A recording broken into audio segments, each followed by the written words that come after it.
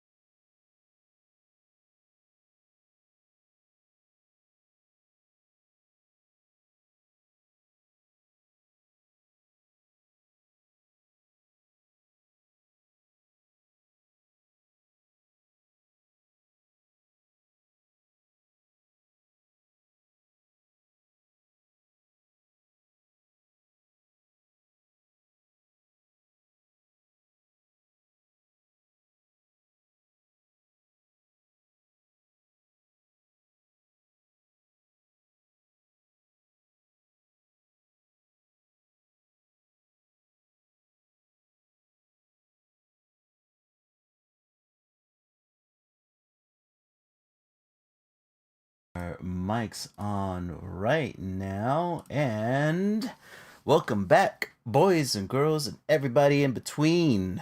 After a small break, we're back to our regularly scheduled program and with the brand new art challenge. We are a studio created by artists for artists, and in our sessions, we talk about anything that crosses our minds while creating human art. I am Esso, and with me, as always, the co creator and motivator, Miss Lily. Hey guys, welcome back. Welcome back. All right, so this past Monday, Lily and I posted polls on Instagram on where you guys can choose what we're going to be drawing today. And this week you chose the style or art style challenge. And in this Mhm. challenge, Lily and I will choose an artistic style that we want to try to copy or pretty much sharpen our artistic skills against. Um,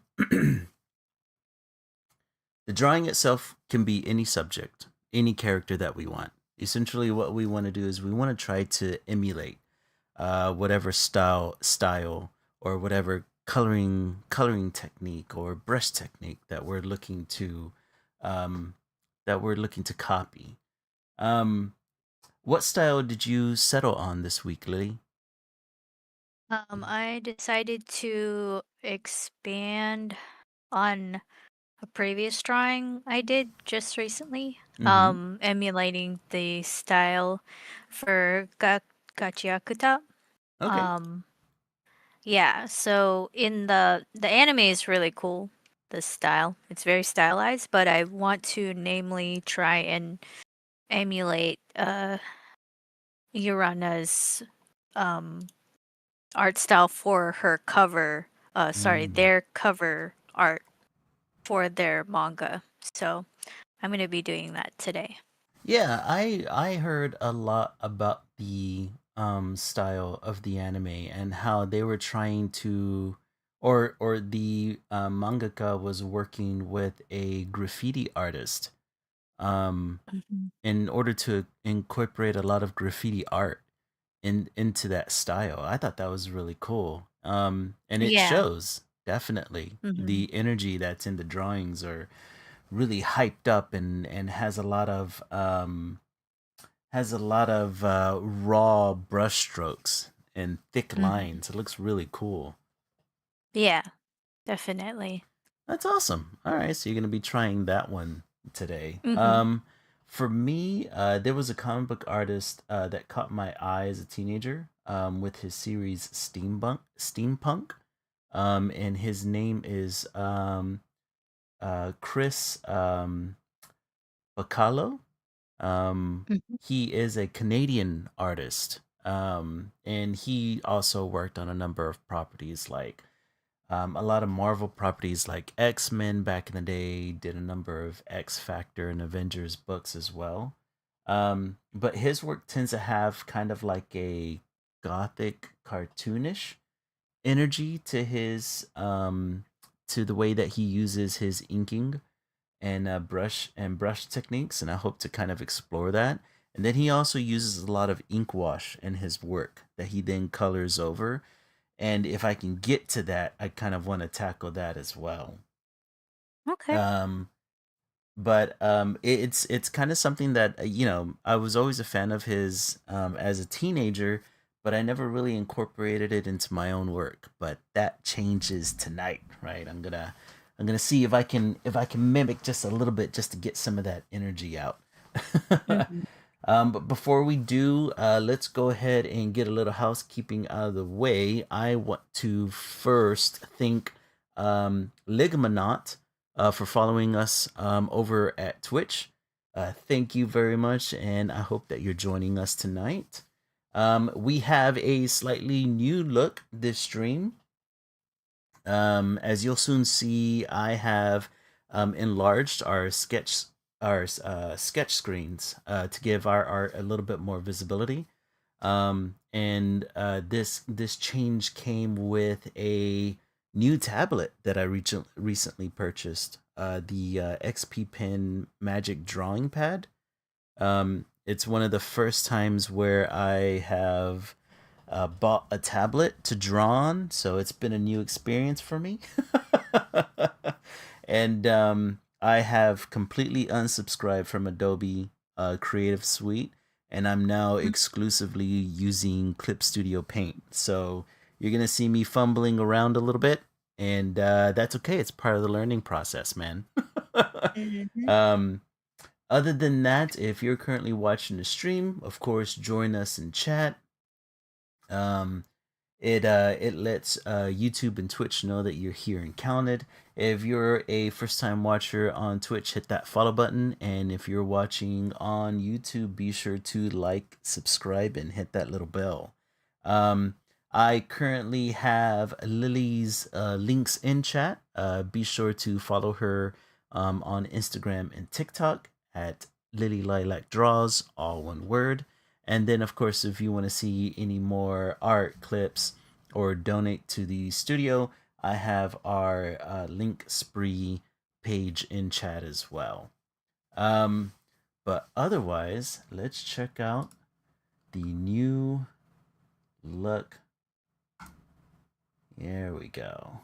Okay, let me go ahead and take away the covers. All right.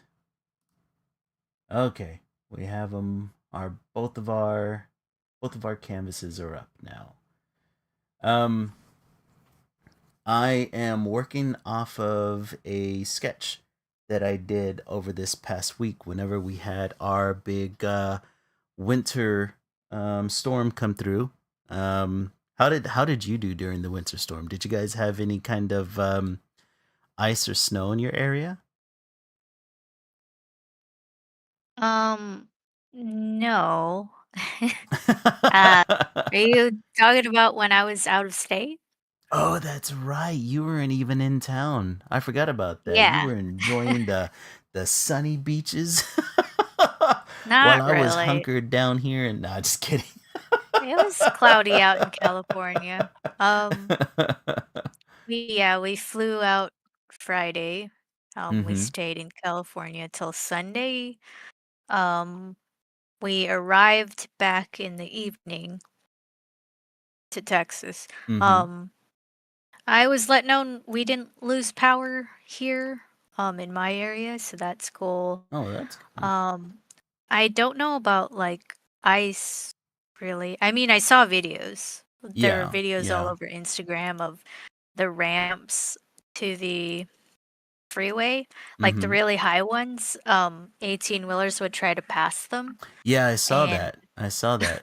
They were yeah, they trying would to try to go up the pass ramps on and to them, they had and to abandon the trucks. they were sliding backwards, and I was like, "Oh my gosh, I have to like I recognize that overpass. I have to take that on the way to work Oh god. um come Monday, so please don't let there be any ice." And thankfully it had all Kind of gone away by dissipated that by that point. point. Like, yeah, it had thawed out. But yeah, I mean, I didn't hear it was too bad. Other than it being like super cold, but I did hear that up north, like Mhm. maybe in the Dallas area, that Yeah. it was pretty crazy. Oh yeah, they got some ground coverage over there for sure. I Did you? we well we ended up hunkering down here at the house. We didn't really get much other than ice. Ice was pretty much covering the ground. It got pretty cold, of course, but we didn't have any kind of issues like burst pipes or anything to that degree. We just couldn't really be on the roads cuz everything was wet and slick and frozen over. So, since I had just gotten the tablet, I was trying to think of the what was going to be the first thing that I was going to draw on the tablet, and I ended up choosing Wolverine because Wolverine is always like my go-to figure to draw. Design Yeah. wise, I just like the way he looks, right? Mhm. So I started sketching, and then I was like, all right, well, what am I gonna have Wolverine do?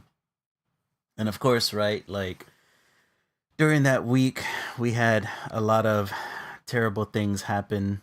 One of them specifically being ICE shooting. What's his name? Alex Peretti. Um, Mm-hmm. After confiscating his gun, they pretty much murdered him in the streets, and that was all over social media. And all over the news. And whenever I originally saw it, it definitely pissed me off. I had multiple conversations with with family and friends about the incident. Um, and so since it was pretty much fresh on my mind, I decided to have Wolverine do what he does best to fascist thugs, right? So I was like, I'm gonna have him skewer an ICE agent. Hey, what's up, Twitch? Twitch is in chat. It's Twitch is my bro. He normally streams with me and Full On King Kong whenever we're having our game nights on Okay. Wednesday with Half Baked 4 HP. What's up, man? So yeah, it was and on top of that, I was running into a lot of discourse online, specifically with Facebook. I don't know what's happening with Facebook. It has become a conservative hellhole for me, and it's one of the reasons why I don't get on it much anymore. I think it's because I got a lot of family who's conservative, so they share a lot. But there's like there's like a number of fan pages that I'm part of on Facebook, and one of them is the X-Men, right? And Mm. I don't know why, but and I can only assume it's because these people don't have any kind of media literacy whatsoever. Is that for some reason um they believe that the X-Men is on the side of ICE?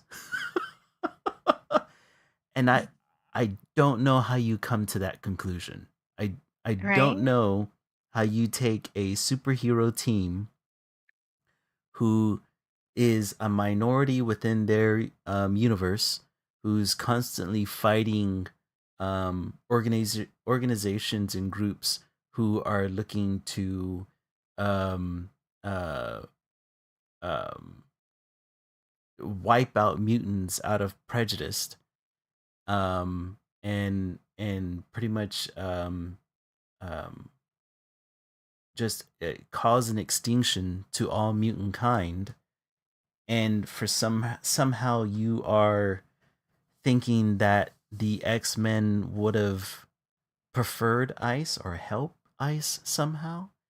And that's kind of what they walk away with. And I don't know how something like that happens. Like where Mhm. where's the mental disconnect?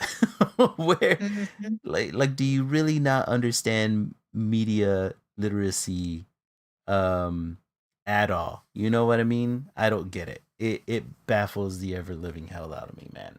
But I don't know. They like twist.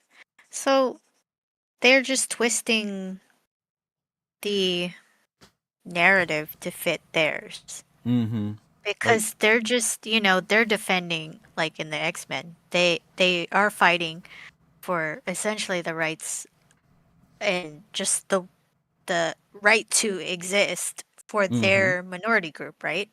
Yeah. But they take that message and they fit it to their agenda. Like, yeah, we're just fighting for we're just fighting for our rights. And these people, or they don't even call them that, they'd call them aliens or whatever, right? Yeah, yeah, They're illegals or impeding on those criminals. rights. And it's just like, you're taking this, you're you're not looking at the actual picture. Like you're just putting stuff there, to fit your narrative. Mhm. And Mhm. it's not correct. It's not the message. Yeah, yeah, it it Weird. confuses the ever living hell out of me. I can only assume that it's like it reminds me of those people who are like, how dare you politicize my favorite insert whatever favorite, IP that they're into here, right? Um Whenever they don't realize that property or that show or that comic book or that movie had political undertones um from the very get-go. It's just that whenever you were watching it as a kid, you probably didn't pick it up for, any number of reasons, right? And you grow up as an adult, and I don't see how they don't realize that, oh, well, my political ideals puts me at opposite ends of my favorite superhero or my favorite anime character or because as a kid all I did was enjoy the pretty colors and flashing lights. Mhm. And it's odd, and it's odd and it's baffling and it's a little infuriating whenever you have somebody who just doesn't understand a property to that level.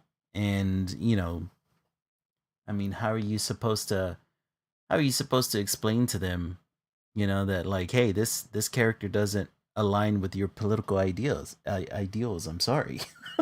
Mhm. I don't know what else to tell you about it. So, there has been a ton of fights online about who would side with who and who would help with what.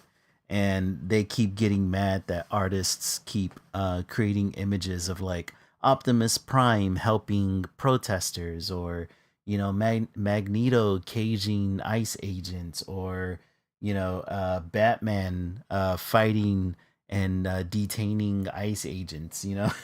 They just they just don't get it. They get mad and then they start creating AI images of these characters doing the opposite. Mhm. And the worst part is that they always use AI too, right? Mhm. It's stinking worse, man. Um Twitch says, how are y'all doing this evening? We're doing good, man. We are doing Doing good. okay. Yeah. Staying warm. Getting warmed up, getting our hands warmed up, I'm trying to figure out what kind of ink brush to use. But I need to just go ahead and just go into it and see what comes out on the other side. But yeah, yeah, it's insane. Insane what these what people who normally don't who just lack what seems like all self-awareness. You know what I mean? Mhm. It's insane.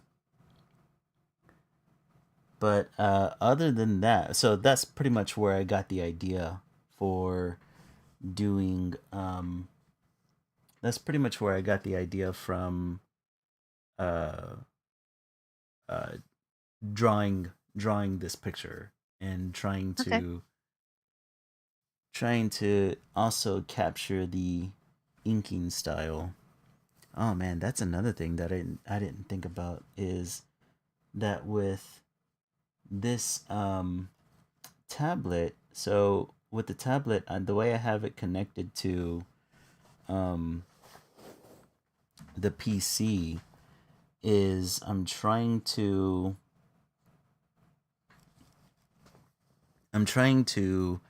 draw on the really cool thing about the tablet is that it'll connect to the PC and act as a third monitor, so that way I can capture the artwork pretty easy enough.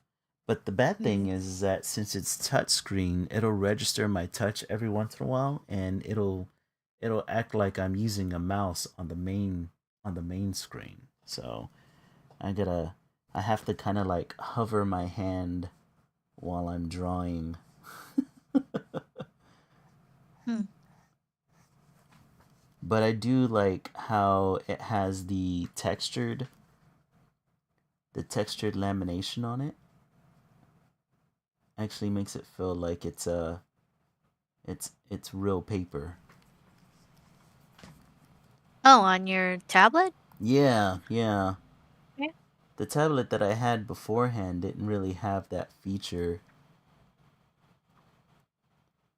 It was like a It came with it. You didn't have to get a screen yeah, protector. it was already installed onto the screen. That's pretty cool. I guess like it's a finisher, a Yeah, finishing on it. I have to get a I have to get a specific Oh no. screen protector for it to do that. Oh, sorry. Lost my screen there for a second. Yeah, this one came with, but still a little bit of a learning curve. Oh, there we go. All right. I'll get faster at this at some point. um so earlier this week I binged watched Wonder Man. Hmm. Did you get a chance to watch any of the episodes? Yeah, I did. I finished up the first episode last night.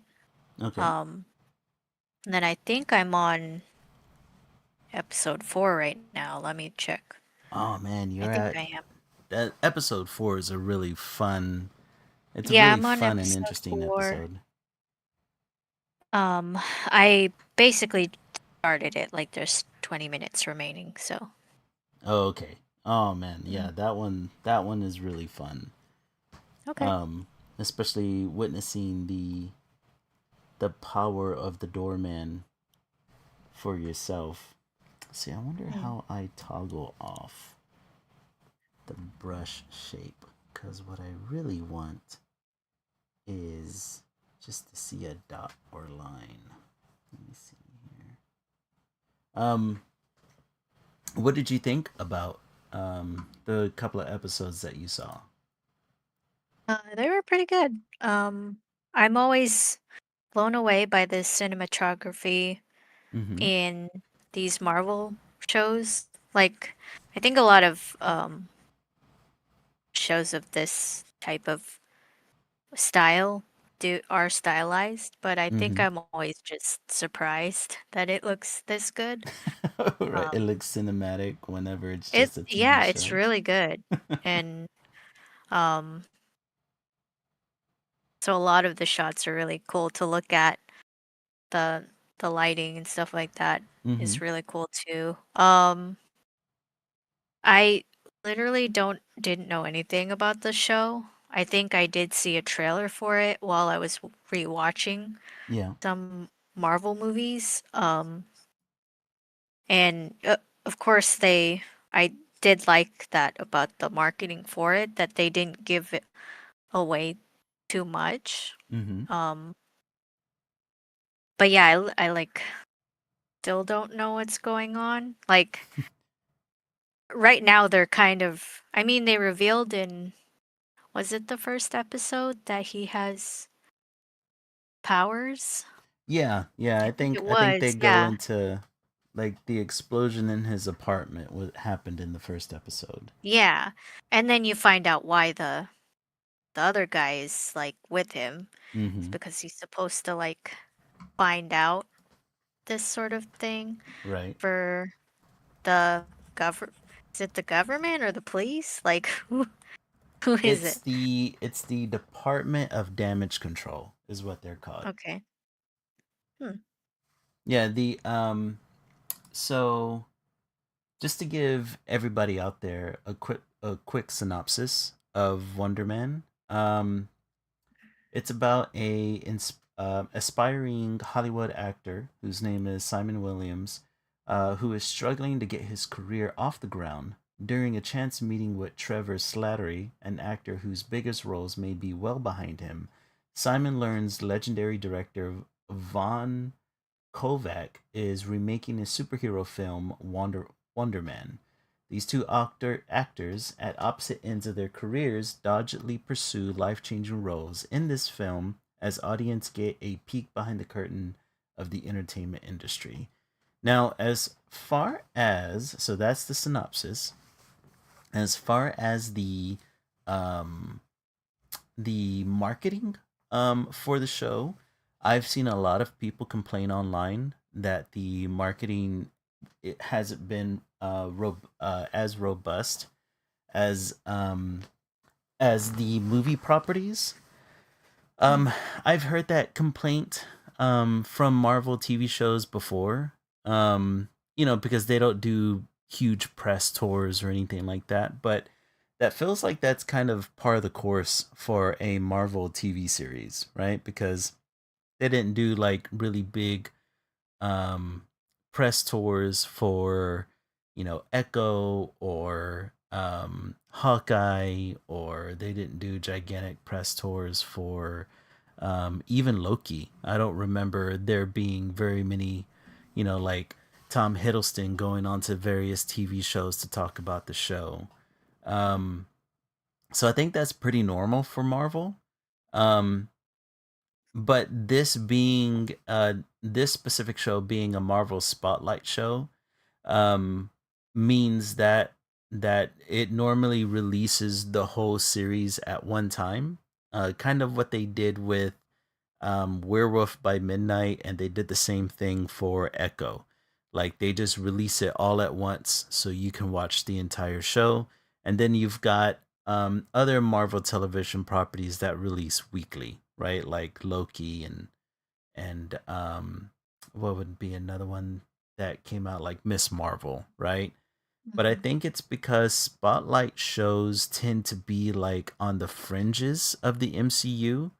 So I think the way Marvel plays it is that, like, hey, this is kind of like a self-contained story, and it's not gonna affect the overall Marvel universe.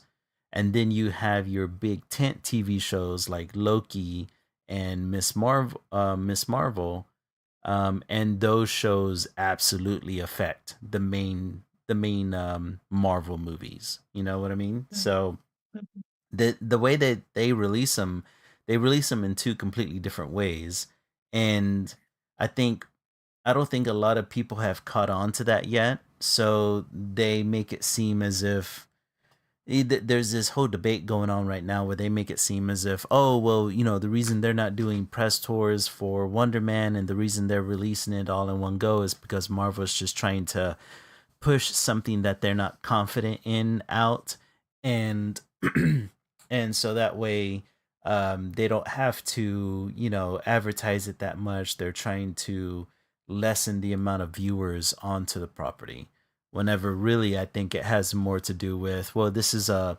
Marvel Television's spotlight feature, and these spotlight features always get made like this, as opposed to the Marvel Television main features, which are gonna be like your Daredevils and your Loki series, right? In which case it has a direct connection to the MCU storyline, I guess you could say. Um, Mhm. but I mean, I heard about Wonder Man. Man, it feels like years ago at this point, because it was kind of on the back burner while Marvel was trying to figure out how everything worked out, or how their release dates were gonna work out. You know how? Do you know about whenever um, they restructured how the movies and television series were gonna be released? Do you remember hearing No, anything about that? I think kind of, but I didn't pay attention to it. Yeah, they had this whole restructuring um Hmm. over at Marvel, where they were only gonna be they said they were gonna do like 2 to 3 movies a year and only about 2 television shows per year. Hmm. Um so this show kind of like got caught up in that whole release schedule. So it was a while before they released it. Um, but now it's finally out. I've been seeing advertisings for it, through social media and YouTube and all that. So I'm trying to dispel the rumor that Marvel is just trying to throw this character out there to kind of, you know, um, to kind of like get rid of him, and so nobody can pay attention to it, because I Mhm. think that's the narrative that a lot of people are trying to do. Mhm. And I think it's just people trying to start shit, honestly. Yeah. But yeah, so as far as, let's see, so you're in the fourth episode now, which is a really good episode. I like the way it kind of um tackles the background of the series, and superpowered humans or meta humans in the entertainment industry. It gives a really good backstory on that. But as far as my quick thoughts on the show, um I think that it's another great character piece, um, that sets itself apart from the main MCU. Mm. Um, I think if you're going into the show looking for super heroics, you're gonna get disappointed until the very end, right?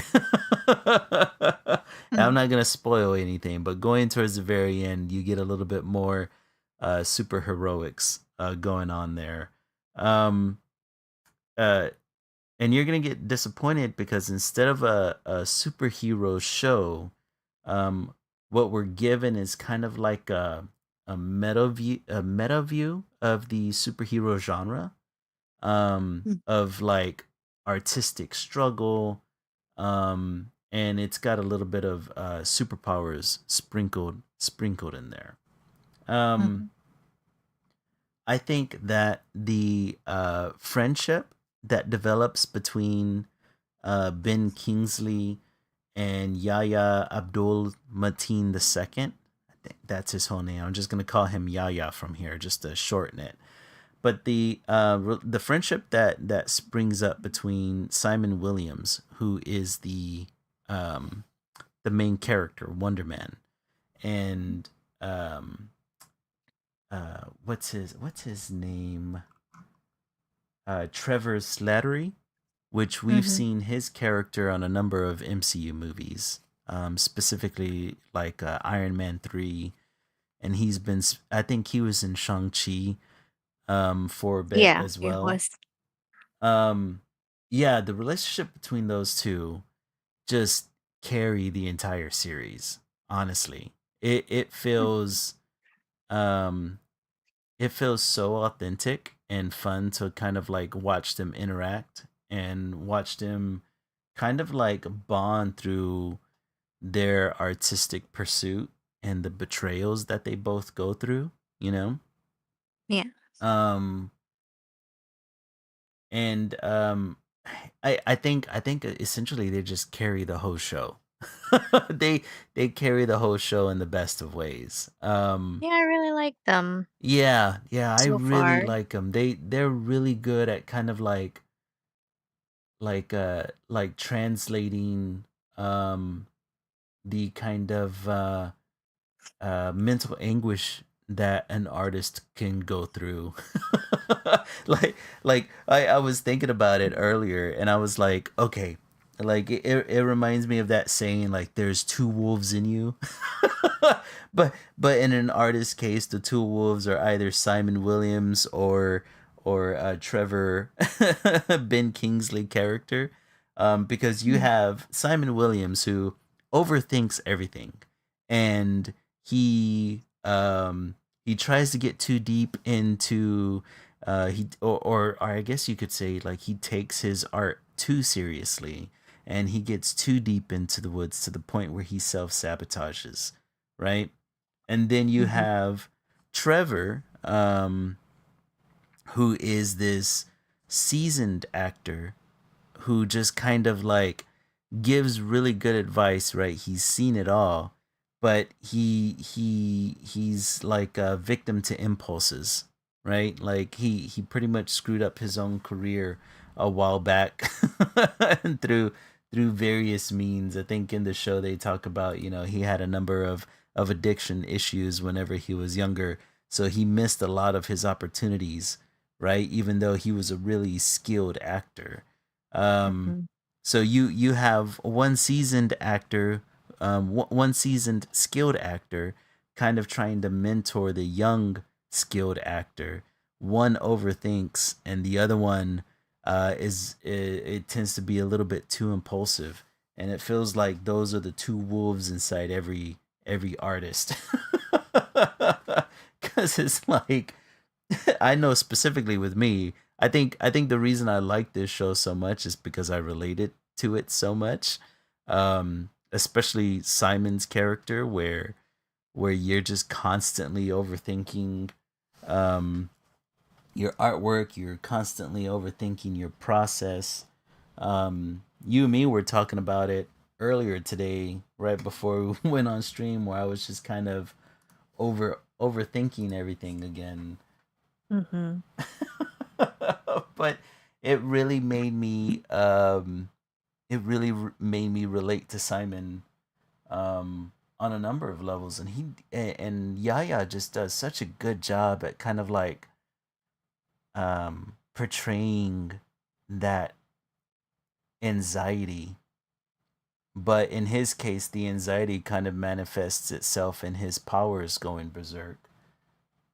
What did you think of the acting in the show? Acting is really good. I think they do a really good job portraying these characters. Um, yeah, I, I have no real complaints. All right. Yeah, I mean, I really liked Trevor's character in Shang-Chi. Yeah. Um, I don't know how long it's been since that movie, like in terms of their timeline, like in their world, how long it's been from that to now. Mm-hmm. Um, his character feels a little bit more like, cause in Shang-Chi, he's kind of like he was in hiding for like a really long time, so he's kind of like loopy and kind of silly. He was there for comic relief. Yeah. Um, and you could kind of write that away as, oh, he's been holed up by himself for so long, so he just acts weird, right? Because of Right. it.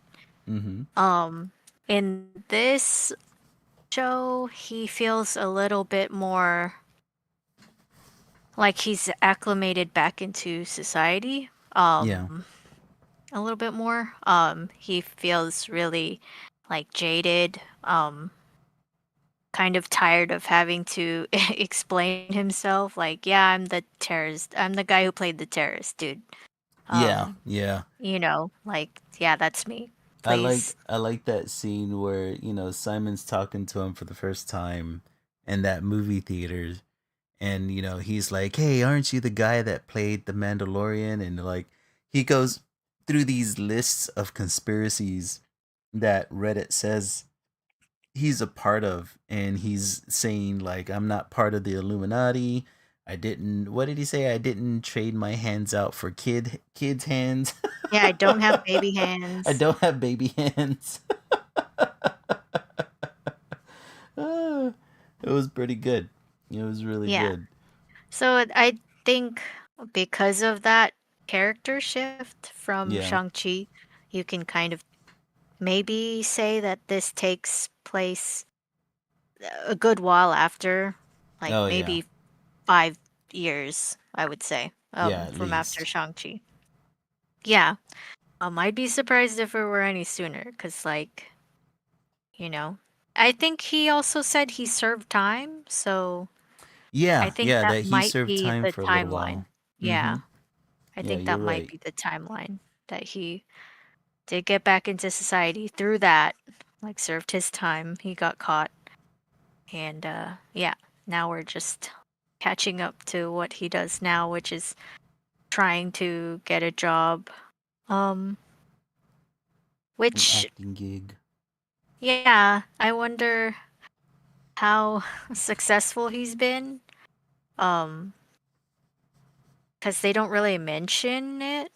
There's just that he's auditioning, really to catch Simon or Yeah. to get evidence on him, but they don't really say how successful he's been um, going back into living.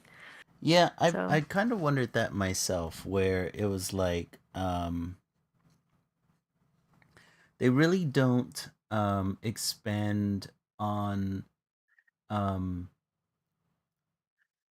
well, I don't remember if they explain this as far as like how deep you are into the show, but they really don't explain whether or not um him and Simon um get the callback for the Wonder Man movie because of the government intervention of the DODC, or if it was because of their actual talents, right?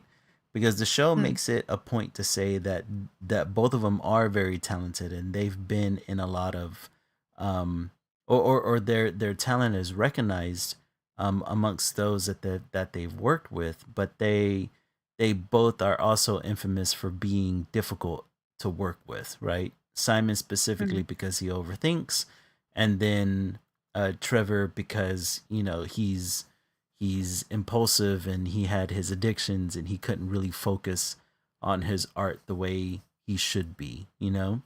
Um, hmm. so I and the deeper you go into the series, I hope they don't really explain that. I hope it means that it was um because they were talented, that's why they got the callbacks, and not because Mhm. some government agency kind of tricking them into working on Wonder Man. Um, but I mean, even in the beginning, on some of the first episodes, you could see that Simon kind of like finds his way into the audition, um, and kind of works really hard to get the audition that he wants. So maybe it was just like pure um, pure talent on their behalf, or at least I Hmm. hope so. I think Um, so. Like, I think um, it's implied that Simon's talent only unlocks after he's able to meet Trevor. yeah, yeah, like he's really able to like Trevor kind of gives him the not really the motivation, but the confidence to kind of go after Yeah, and to the just role. trust like your own talent, like Yeah, not to yeah. really just yeah, because he's like, I don't think that's important. Like that thought process is important for this role, Mm-hmm. just do it, Yeah. and being an actor that's been in the trade for a while, he gives him like his tips, like just um exhale completely and just don't Yeah. think, just do. Mm-hmm. um I think, yeah, and that all comes with practice. So I think after he meets him, he's just like, yeah, let me just do that. And It it's helps just them. really wholesome. I like it. Like, Yeah, yeah. I There's like there's a lot watching of them. there's really wholesomeness between the two. Yeah. I think it implies like they say that Simon never really has friends growing up. Mm-hmm. He's really quiet, and it might be because of his superpowers. I haven't gone that far, but I or want. maybe he's known that he's had powers this whole time and he knows it's connected to his emotions, right? Yeah, So yeah, maybe that's why he stayed quiet as a kid because he didn't want other kids knowing about it, right? Because, like, oh man, if other kids find out I have these powers, then I'm weird, like I'm not yeah. normal. So Mm-hmm. he probably hid it. Um, so yeah, that's why he didn't have any friends. I would think so.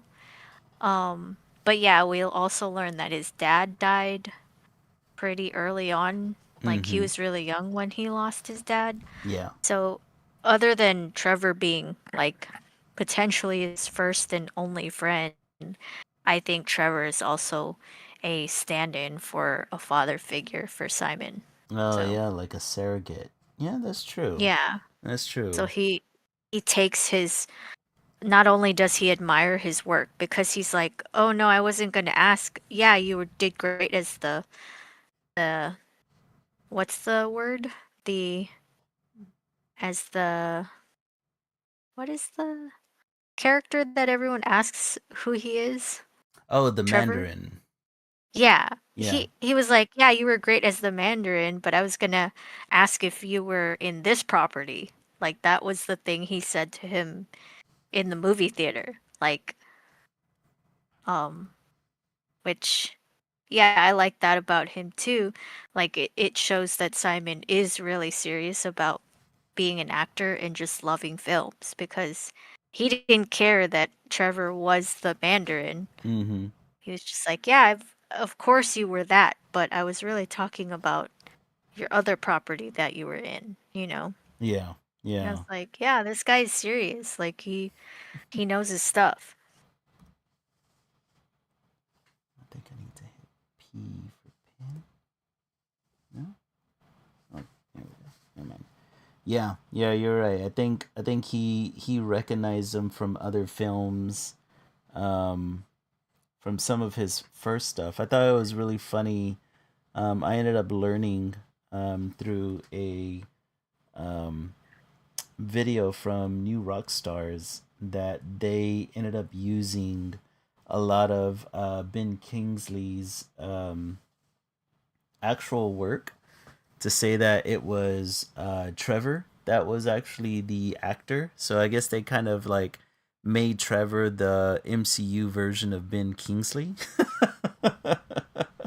um, so yeah, a lot of the properties that Simon recognizes Trevor from were owed Ben Kingsley roles, and I thought that was really cool. Oh, okay. Um, but yeah, there's a lot of you could tell there's a lot of admiration and respect that Simon has for Trevor, um, especially the way he trusts Trevor even more as the series goes on, which makes the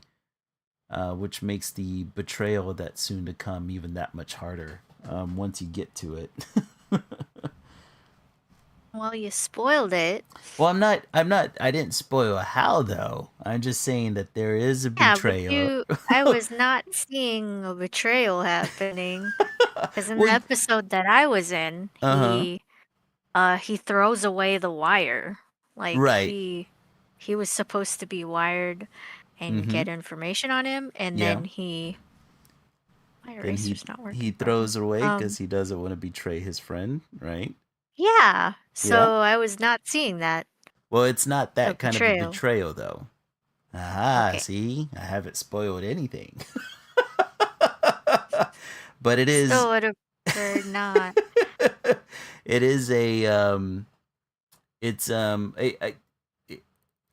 it's gonna carry that much more weight because of what the two are going through together and how that Mm. relationship is building between them two.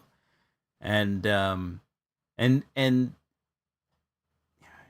it's a happy ending, but it's a rough road getting there. So That's good.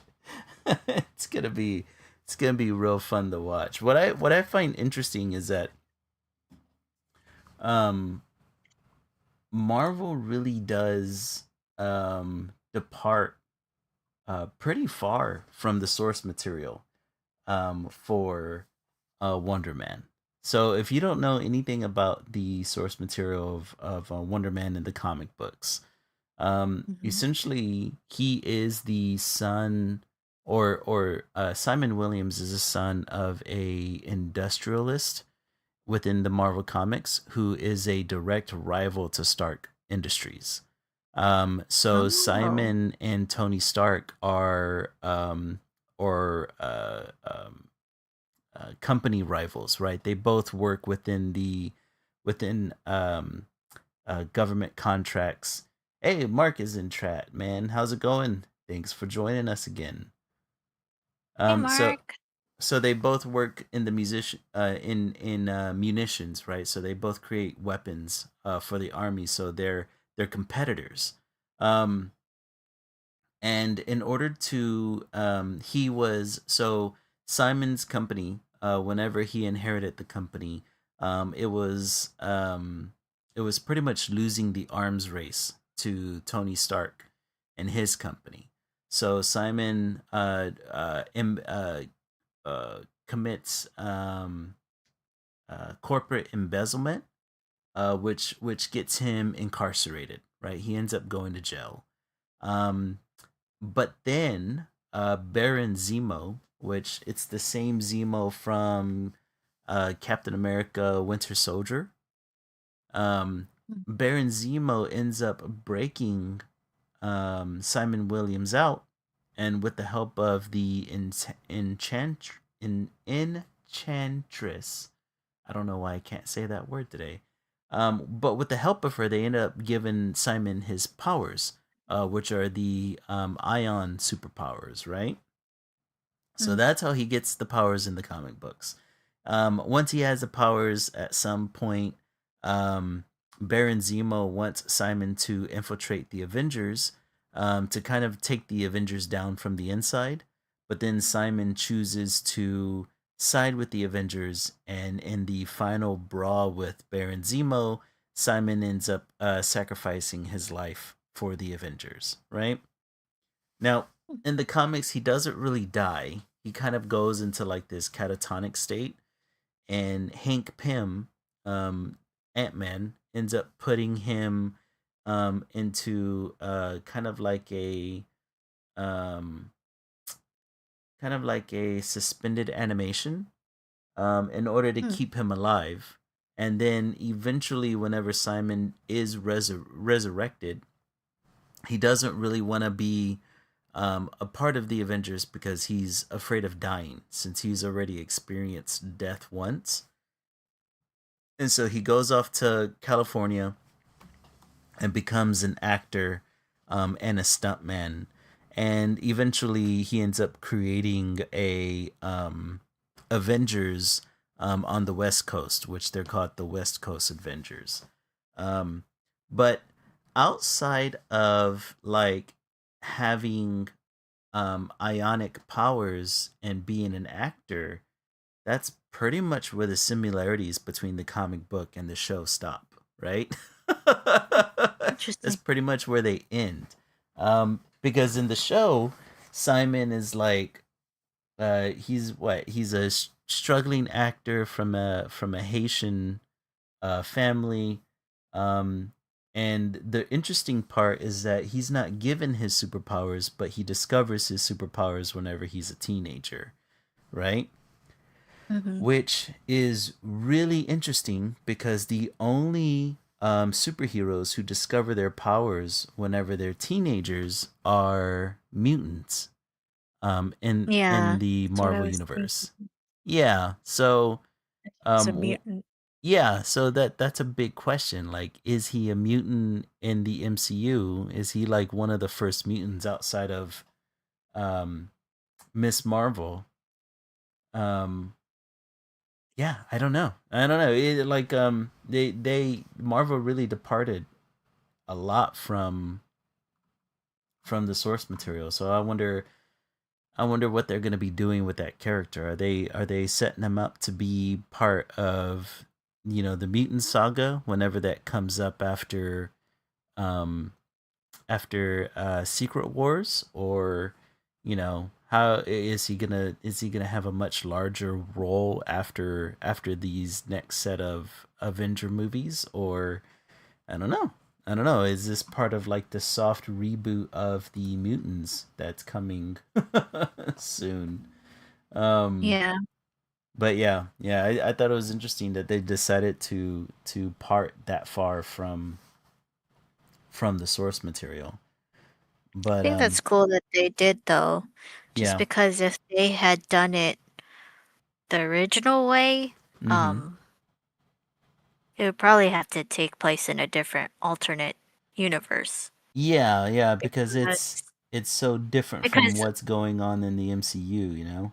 yeah, right now, because Mm-hmm. Iron Man's dead, Yeah. Yeah. and now we're going into um Doom, who is potentially a variant of Iron Man. Yeah. So, you Exactly. know, Like can't have that. So, I think if there is one company who is allowed to kind of like venture outside of um outside of the source material, it would be the MCU, only because mm, they've done so well with a lot of their main characters of kind of like being a slave to the source material and kind of giving us like variations of these characters that are so true to form, right? That I think that whenever you have a character like Wonder Man who is so, I guess the best way of putting it, his backstory is so convoluted, right?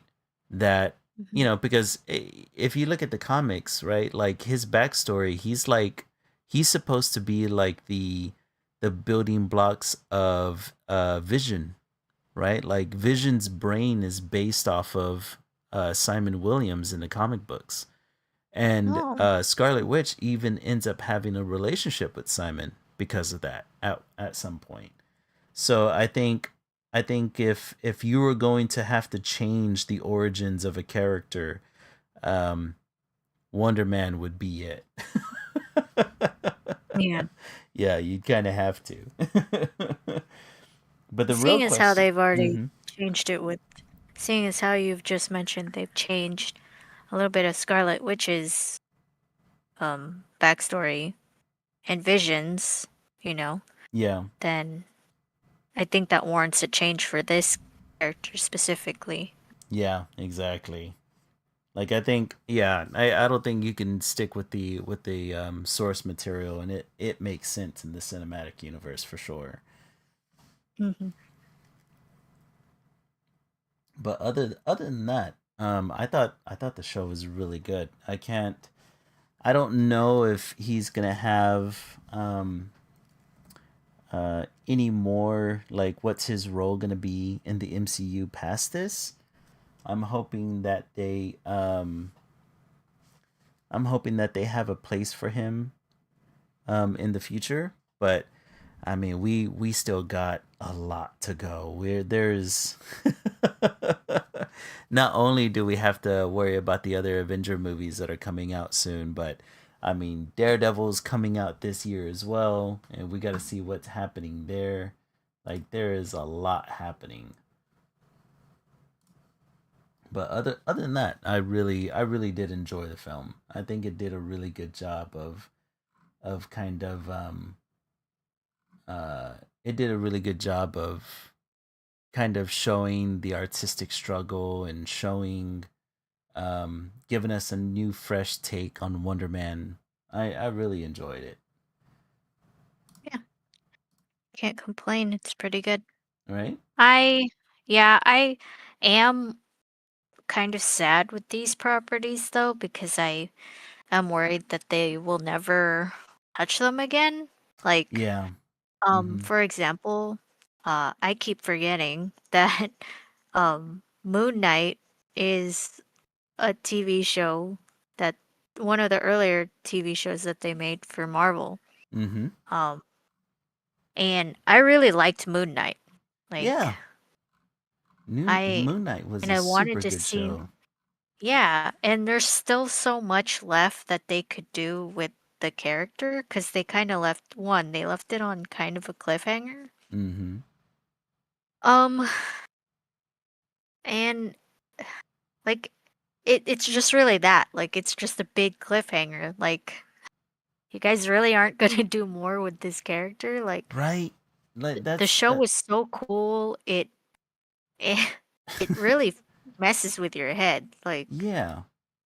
Yeah, which was the point because that that was my that thing character's too. Like yeah.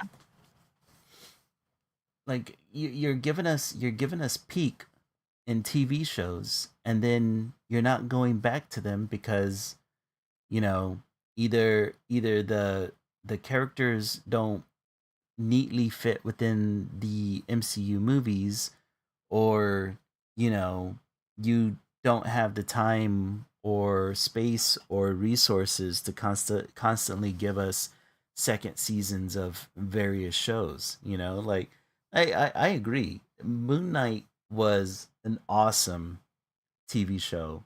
I ended up buying it. I liked it so much. And I was Buying really it? hoping, yeah, I ended up buying it on Blu-ray. Oh, they offered that? Mm-hmm. Oh. And I was really hoping that they were going to expand on that even more because of the cliffhanger that you were talking about. And then I Mhm. ended up hearing that they were going to include him in a new movie called the um, Midnight Suns.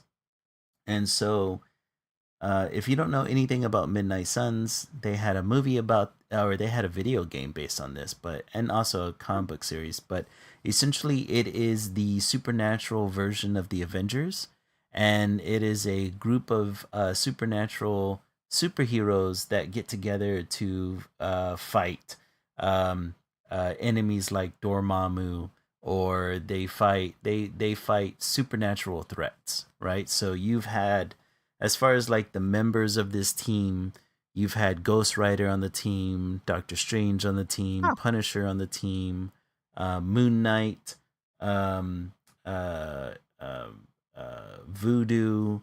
Trying to think of other ones that are coming to mind, but they were, and Blade. And so they've been taught, or I've been hearing rumors that they're creating a Midnight Suns kind of a team where they're gonna have Blade and they're gonna have Moon Knight and they're gonna have all these characters on a team, because I think they have currently put Blade um on hiatus, or they're waiting to release that, they're waiting to release that character on the Midnight Suns movie. So there is hope that we could possibly get a movie that has these characters in it, but I don't think they're gonna be getting um their own adventures anytime soon, which Mhm. really sucks because I would love to see, what they would be doing, especially after the cliffhangers that they had for a number of these characters. Like I would love for them to see, I would love for them to do something else with She-Hulk, Moon Knight, this character, um uh Werewolf by Midnight would be another one that I would love to see, because they ended up introducing the Man Thing, and then we haven't seen anything else from that. Um yeah. Yeah, so I don't know what they plan on doing. It kind of seems that they want to make that Midnight Suns movie and kind of put all these characters into it, but it's kind of it's kind of up in the air what they're doing. The only thing Mhm. we know for sure is that we're getting the Avengers movies, right? Hey, Sandlot, Yeah. thanks for joining us in chat, man. How's it going? Oh Hey, yeah, welcome. Mark said that he liked Moon Knight as well. It was seriously a freaking awesome I need to show. rewatch it. Like, Mm-hmm.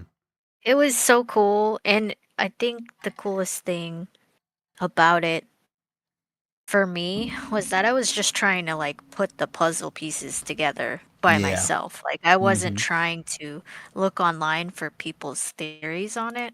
I Yeah. was really interested in just figuring out on my own what the heck was happening, and I still didn't figure it out. Like, it didn't it didn't match what they had come up with at the end, Yeah. which did they even like, I mean, they kind of did, right? Show what was going on in his head, but they didn't really. Like, they Yeah. kind Yeah. of It was didn't kind of like complete it.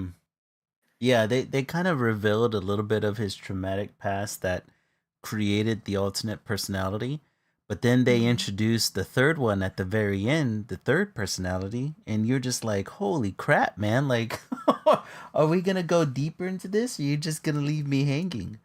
Um, Yeah. and it really sucks, dude, because I like Oscar Isaac as an actor. I was really hoping that they were gonna do more with that character. But I'm kind of afraid that it's one of those situations where um, it's another one of those properties that got lost because of Bob Iger kind of forcing Marvel to slow down production and only allowing them to release so many movies and so many TV shows. So now Marvel has to get super choosy on what they do, and it's a whole thing, man. Mm. I just really, I don't know. It feels like there's gonna be a number of shows that get left by the wayside, and that just makes me sad. Yeah. Because I really don't want that to be the case, you know. It would be cool if they based their popularity, like their next projects, based off of like Marvel Rivals, like how popular the characters are on there. Yeah, yeah, Um, exactly. that would actually be kind of cool because they're introducing some characters that aren't super popular. Mm-hmm. Um, which is really cool. Like they're doing a lot of the mutants on there, Yeah. which is awesome. I think that's well deserved. Oh Um, yeah, for sure. yeah. Did you like the original run of the X-Men movies? Um, the wait, are you talking about the early 2000s X-Men movies? Like with Hugh Yes. Jackman and yeah, yeah, yeah. Yeah, Think so? They didn't. Well, they did reboot it, right? yeah, with First Class with where they had Michael Fassbender as Magneto. Oh, we got somebody else in chat here. Next Root Art. Hello. Thank you for joining us over there on YouTube. Welcome. Hello. We're Welcome. currently trying out new styles, or for me personally, right now, I'm trying out a new way of inking, trying to be a little bit more rough with it. And Miss Lily is trying out the style of what's the name of the anime again? I'm afraid I'm gonna mess up the pronunciation. Gachiakuta. There we go. Yeah. But thank you for joining us. We're just pretty much trying to sharpen our skills using a different style that we're not comfortable with, and seeing what comes out of it. Let's see. But yeah, what were you saying? I'm sorry. Before I got distracted. I don't remember Oh, something about about the the X-Men. right, about the X Men movie series, right? So, um, I was a big fan of that series. Pretty much as soon as it came out, right up until man, when did I drop the series or the franchise? I guess I should say. I think I dropped the franchise somewhere around. It was with the new X Men movies with the whenever they rebooted it and they were doing the Phoenix Saga all over again. I don't think I even saw that movie. And whenever they did the Apocalypse movie, I think I skipped those because I was kind of tired of the way Fox was treating the X Men franchise. Um, When 'cause- was this reboot? oh man, the reboot was. You know what? You know what? Let me see. Give me 1 second. I believe the reboot was in. Um,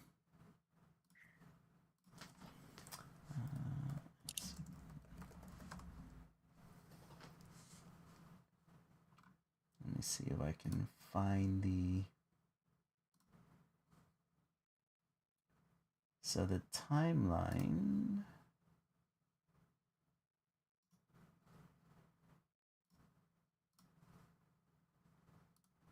So the one that I am specifically talking about was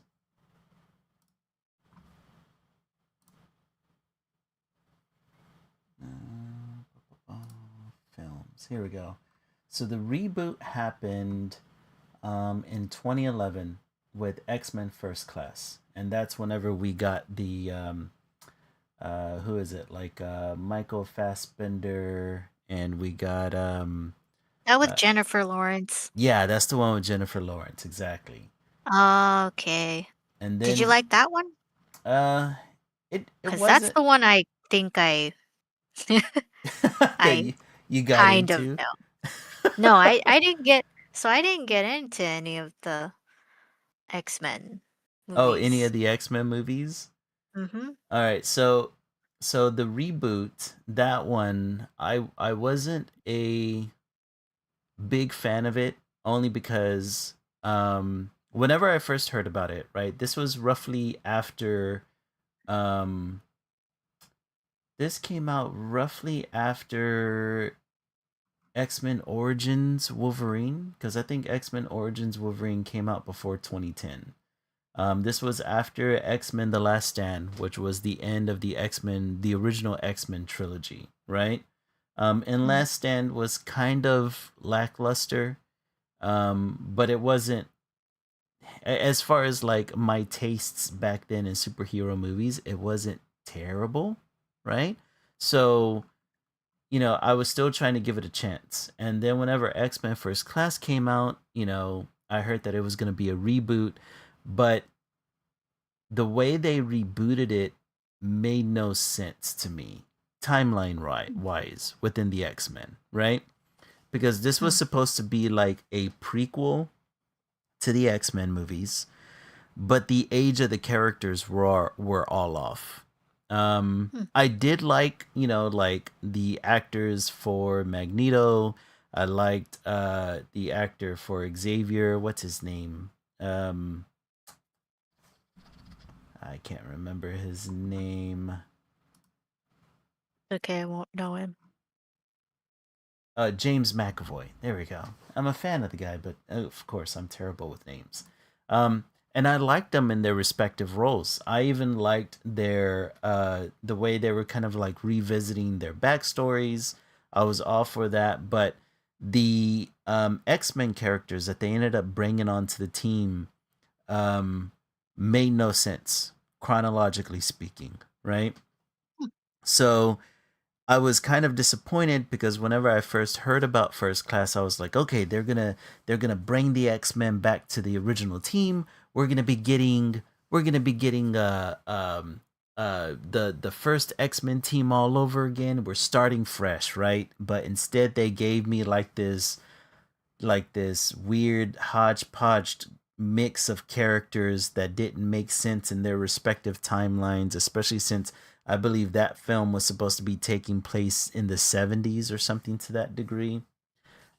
So whenever that happened, I pretty much gave up on the franchise until X-Men Days of Future Past came out. And then I Mm. was like, okay, well, you know, they screwed up in they they screwed up in First Class. Days of Future Past was a little bit more tolerable because they brought back the the X-Men of the original trilogy. So I was a little bit more okay with it.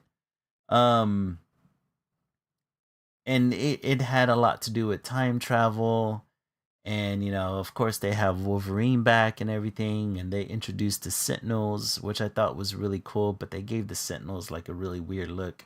To this day I hate the Sentinel design that they introduced in that movie.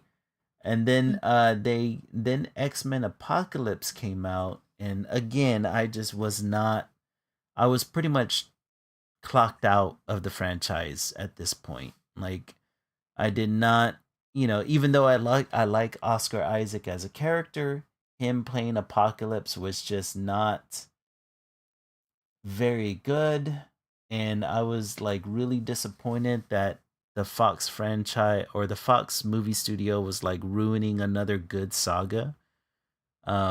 Because the Apocalypse saga is awesome.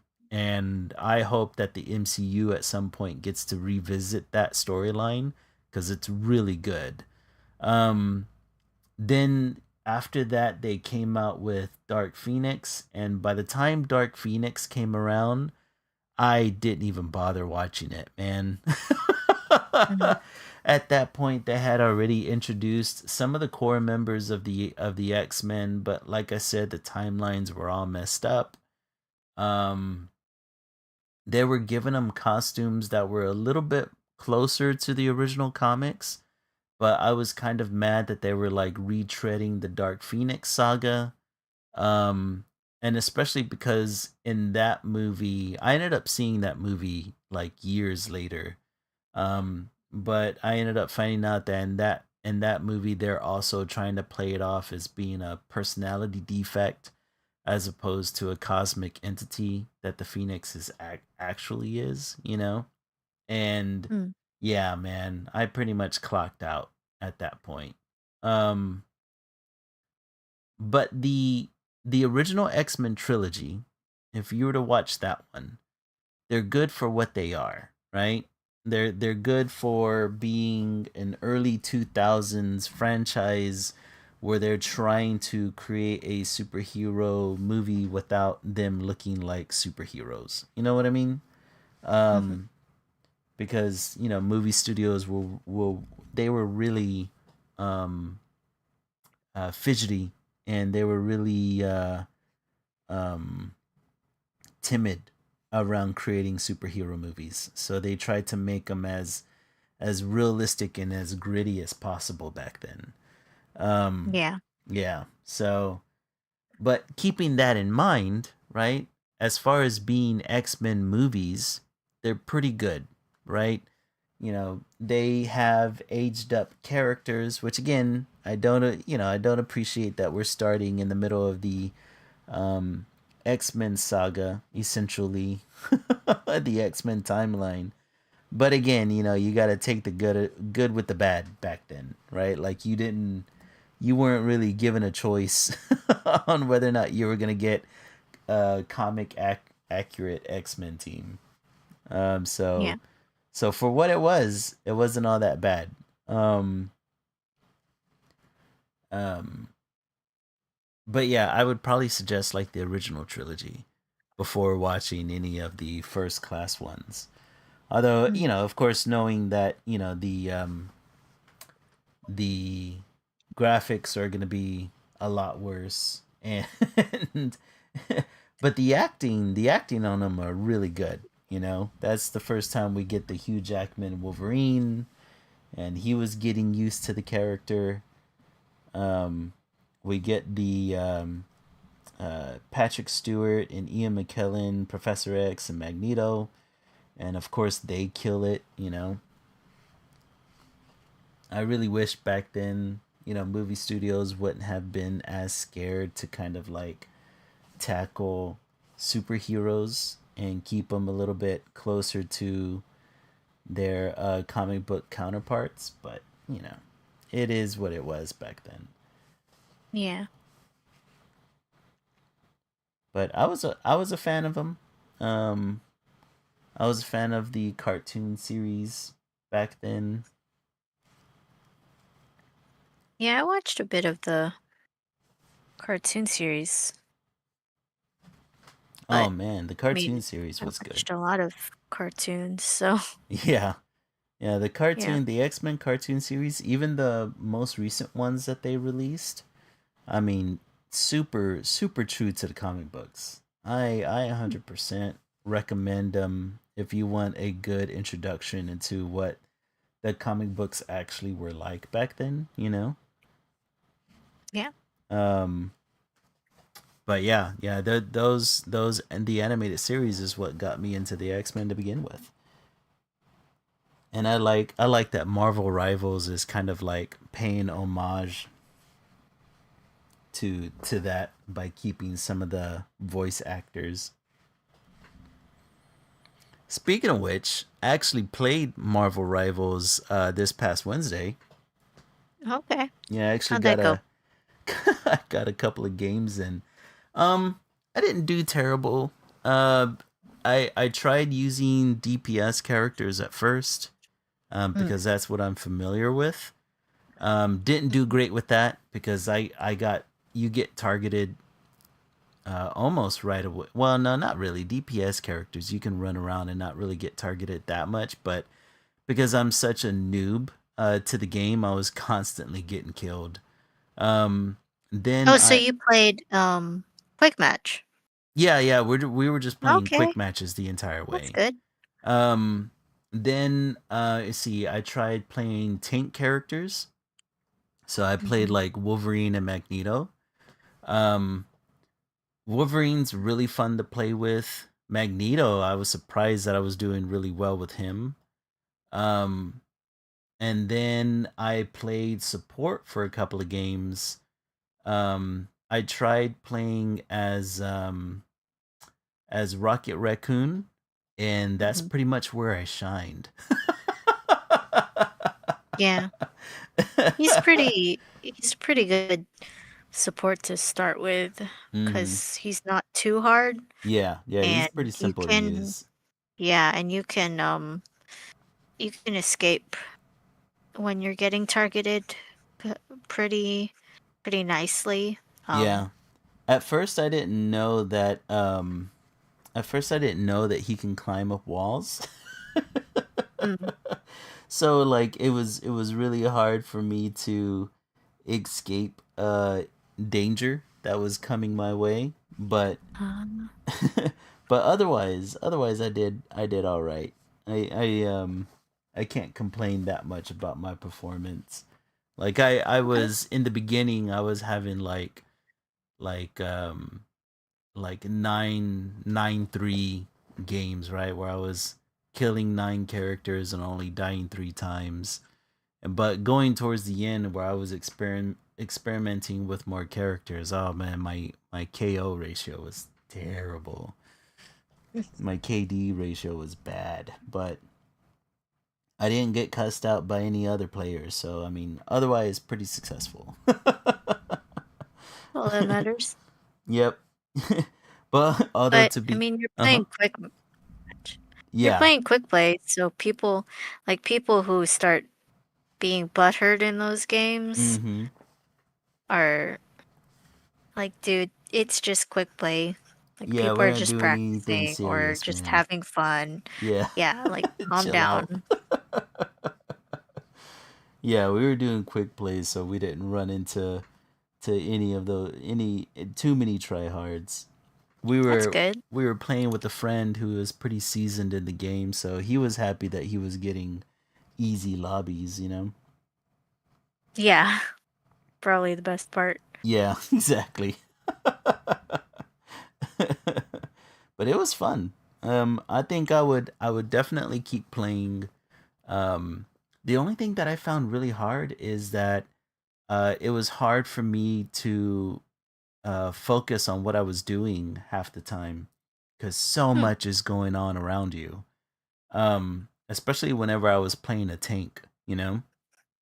Um, Oh. it became a lot easier to focus whenever I was playing support with Rocket Raccoon Mhm. because I could stay on the outside of the objective and just pretty much tick tick people's health from far away, and then provide healing whenever I could. But Mhm. whenever I was tanking, dude, being in the middle, like everybody comes after you whenever you're tanking, because you're going Yeah. front lines, and we did a Yeah. lot of the escort missions and pretty much capture the flag missions and so it was like whenever you're tanking, boy, you're getting everybody on your ass. It's crazy. Yeah. It takes a lot of getting used to. Mm-hmm. Understanding, especially for tank, just understanding when you should be pushing, Yeah. because that is your sole job is to help push objectives. Yeah. Um, and then also just learning to protect your your backline as well. Like, I hate it when I'm playing and you're playing, well, specifically me, I'm playing support, and your team just forgets that you're there. Um, Yeah. to which pro players would say, then you have to walk forward to them instead of running away. Like, if running away from the person that's chasing you on the enemy team is away from your team, you're doing it wrong. You have to run away from the person chasing you towards your team. Like, you have to, like, run to them and if you're in voice chat, say, hey, I'm right here, you Mm-hmm. know. But I'm not ever in voice chat because I have severe anxiety and I don't Yeah. like when people start yelling at me. Mm-hmm. I've made it as far as plat, so I'm okay. But Yeah. like, yeah, I start pinging. Like, I'll start pinging that, hey, I'm being harassed. Please help me. So, um, yeah, just it's really everyone's job to watch your support while pushing objective. So, because if your healers are dead, you're dead, right? Yeah, So, exactly. Yeah. basically. That's what I kept saying that game too. I was just like every time, an Iron Fist or a Spider-Man came to the back lines and offed me, I was just like, you guys know that you're going to die without me, right? It's So like can you please help me out? Like, exactly. watch out for that guy and kill him, please? Like, Do something, hello? man. Yeah. Yeah. But yeah. If you're getting into the game, I would say um try and learn at least 3 characters in Mhm. each role. Um, like don't try to get good at everybody. I think that's kind of impossible, Yeah. especially when you're working full-time job and you have a family. Yeah, exactly. Like learn 3 characters, get kind of okay with them. Like over time you'll be pretty good at them. Mhm. Um, and then just kind of learn what every other character does just a little bit just to know how to counter them. Yeah. Um, And then what else? And then yeah, part of learning what every character does is just understanding their kit as well. So like knowing what sound cues they may make while doing a specific um what's the word? A Ult, specific not attack or ult. ult.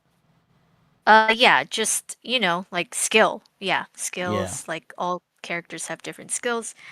Just pay attention to what they do, and then if you know that they just use that skill, be like, okay, I can use that advantage to push in or, that Mm. sort of thing. Like understanding cooldowns, because, I see. I like, see what you mean. yeah, for example, like Luna, she has an ability to freeze people. Yeah. Um, Which happened to me quite a few times.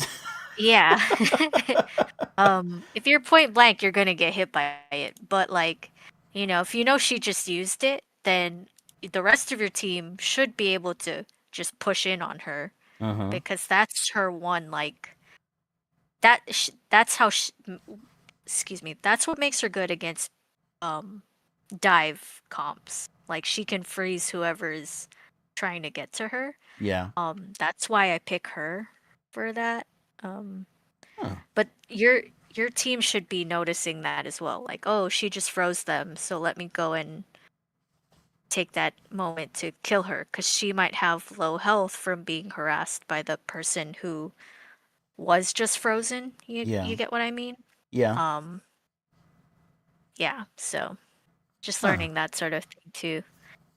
Like for example, Wolverine is pretty good. He's a good DPS off tank because he does have his passive healing factor.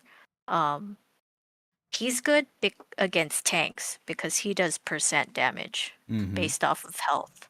So if you see that they have tanks, you can pick Wolverine because he's gonna do more damage to them. Um, and yeah, just understanding that sort of thing about what characters do is pretty helpful. too. Yeah, I need to. I think. Well, I was also messing around with Deadpool, um, No, which Deadpool is super fun. super fun, kind of broken to a degree, but so fun to play with. Um, the only thing Mm-hmm. I didn't understand was his alt. I didn't understand what I was doing every time I used it. It just seemed as if it increased damage, but I especially liked the way he can upgrade himself throughout the match. Yeah. His ult does different things depending on what. I mean, there's a general like baseline for what it does depending on which role you Mm-hmm. pick, but depending on which role you pick, there's a little added layer of stuff that gets added to it, I think. Yeah, I gotta I experiment with think. them a little bit I more. don't know. He's cool. I can only play him as tank though. Oh, really? I yeah. I can't play him as DPS cuz um I don't know. He has the same health as every other DPS, but for some reason I just get hammered. Like just completely ruined as him as DPS. Like Maybe it I'm just can't used even to him move. having yeah, cuz I'll get one shot, but I Yeah, think I'm yeah. used to him. Yeah, I think I'm used to playing him as a tank, so I'm like thinking that I'm safe. Mm-hmm. Like, yeah, I'll last the damage, but then Yeah. I don't. And I'm just like, oh man. Yeah. I can play him as healer too. Like he's pretty fun as a healer as well. But I want to get good at him as DPS because it looks fun. Oh man, it was really fun playing. It's just I gotta get used to that playing style of like everybody being kind of cramped in a very small area and just like I think I have to change the color of the outline of the enemy players because it felt like I kept losing them. So a lot of Oh, time I was like spamming heals out to the arena and hoping that my players were getting it, you know. I need to get better at that. But otherwise it was that's really fun. fun. I Yeah. really enjoyed it. We ended up Yeah, playing I'm that glad one. you. Yeah, we ended Mhm. up playing that one a bit. We played let's see, like we played Fall Guys for a little while. Um and then went back into Fort for a little while to get some objectives done. But otherwise, we were just kind of hopping all over the place. But it was real fun to play Rivals. Like I kind of want to see like if I can what I could do if I got the season pass, but the season pass looks like it would require a lot of it would require more time. It does. But I honestly don't really like this season pass. The skins don't look very good. Yeah, yeah, I saw like Venom's Not- Venom skin Yeah, looked just all right, you know. that one's. I think that one is kind of cool. Mhm. But I don't play Venom, so I don't really care. Like Yeah. Yeah. about that one. Yeah, they all kind of look lackluster. And then I already have a good Invisible Woman skin, so I don't really need the the one that's in that one. I think Yeah. that one is just okay too. It's not very enticing for me. Yeah. Yeah. They're not doing well, this is when did this season start? It was Not pretty too long recent, right? ago. Yeah, I think it started when Deadpool got released. Oh, okay. Yeah, Oh, I or didn't at even know least the when it last was. season ended. Well, no, Okay. because I got my projected rank up placement during his release. Yeah, so it started then.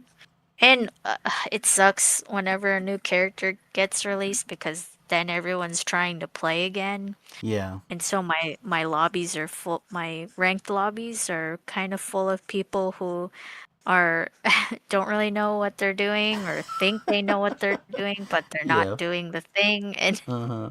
it's like, damn it, you guys! I just want to win my games and get to plat. Okay, just you're, stop you're being ruining weird. this for me. Yeah, I'm not having fun. Yeah, I get it. I get it. You definitely don't want a player like me joining and I'm still trying to figure everything out. That's I, what practice is for. yeah, I definitely wouldn't go into ranked. I would just constantly be getting cussed out. Oh, just don't join the voice chat lobby. That's what I do. I actually, before we ended up getting onto the game, I ended up turning off the any kind of chat between the team. That's good. I turned off voice chat and I turned off text chat because I was like, I'm not gonna get yelled at because I Yeah, know that I it's suck right now. Okay. it's nerve-wracking, yeah. But I Yeah. will say Mm-hmm. that it does make the game a little bit like you're playing with a handicap because Yeah. um If the they can. enemy team is probably on full voice chat, so they're able to communicate what they're doing. That's Mm-hmm. what you would think. And then your team trying to communicate to you what you should be doing. And I can't So hear them.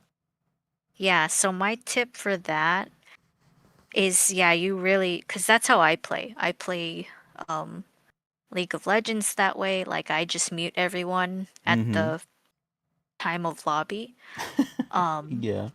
and they can still ping me, but like I can't see what they're typing Right. to me.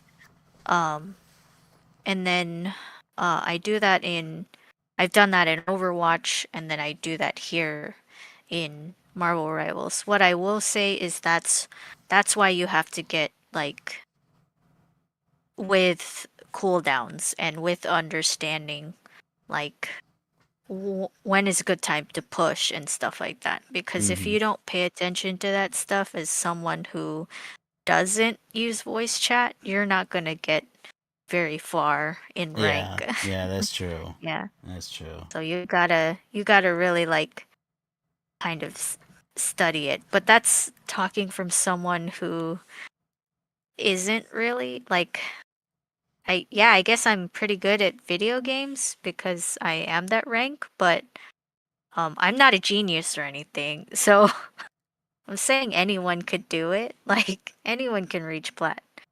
I think I think that's a pretty standard rank to be in, to be honest. Like What's the don't highest think rank? oh, highest rank in Marvel Rivals is like Grandmaster. Let me Oh, look it up. damn. Yeah. It's the same thing in League 2. Like Yeah. they added a new rank for a new rank tier because there were so many people in Oh, wow. There's so many there were people so many achieving it. people in bronze. Yeah. No, not cheating. There were so many people in bronze that they had to make an especially lower tier below that to That's so funny. differentiate how bad people are, I guess. Like Yeah. they added iron, like they added iron as a rank below it in Oh, League, and I wow. was just laughing my ass off because I was like, wow, it's kind of funny that people are actually not that good at the game, but not to roast anyone out there, but Right. it's so easy.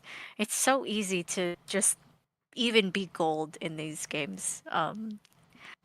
But anyways, the the rank trees in Marvel Rivals are bronze, Uh-huh. silver, gold, platinum. So I'm like in the fourth rank. Yeah. Um, diamond, grandmaster, celestial, eternity, and then one above all. Oh, nice. Yeah, so there's 5 ranks ahead of Uh-huh. me, and each tier has 4 levels in them. So I usually stop at plat 4. Um, I think the highest I've been in Marvel Rivals is plat 3. I was really close to plat 2, but some people just get really sweaty. And then some people just like, I don't care about you guys. Fuck you guys. I'm gonna troll, and I'm just gonna tank the game, like, like ruin the game for you guys because you don't deserve to win. That's probably And after then losing a number of games. yeah, and that's when I'm just like, yeah, that's my time to stop playing this game Yeah. because what's wrong with you people? That's that just sounds frustrating. It is frustrating. It's just like, dude, we're all just trying to play a game. Right? You really want to waste 15 minutes of your life because you're not getting your way? Like, Oh come god. on. That's gamers for you. hmm God, I'm always running into that with Fortnite whenever I'm playing ranked on there. Oh, really? Yeah, well, cuz I only play solos cuz I don't like playing with other people cuz especially if I'm not in like if they're not friends of mine and it's just randoms cuz I don't know how they're going to play. You know, if they can, sometimes I don't know how they like to push. I don't know how they like to position themselves.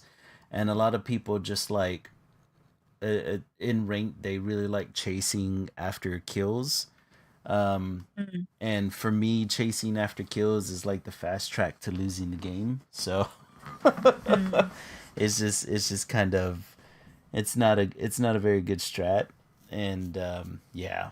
So I play solos a lot, but playing solos, I swear, man, like they put me in the most unemployed lobbies known to man, which is not fun.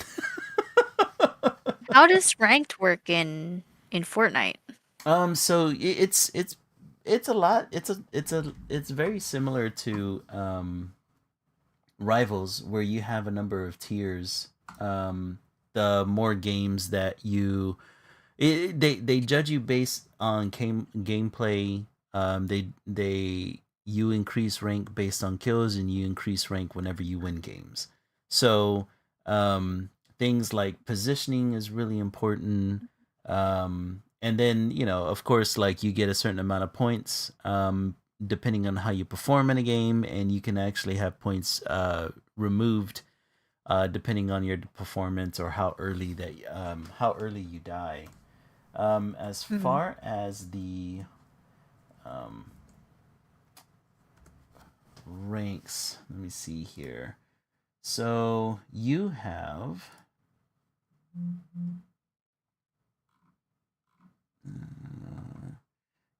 bronze, silver, gold, platinum, diamond, elite, champion, and unreal. I believe I'm currently stuck on um I'm currently stuck at I think maybe like goal 3. Hmm. Um which, I'm a pretty average player. I'm not like super sweaty. Um you get a choice between, playing builds or no builds. A lot of people love playing no builds cuz no one likes dealing with somebody that can build the Taj Mahal every time you shoot them. Yeah. And I ain't gonna lie, man. The higher that I got in rank and skill based matchmaking, I started playing no builds more. Mm.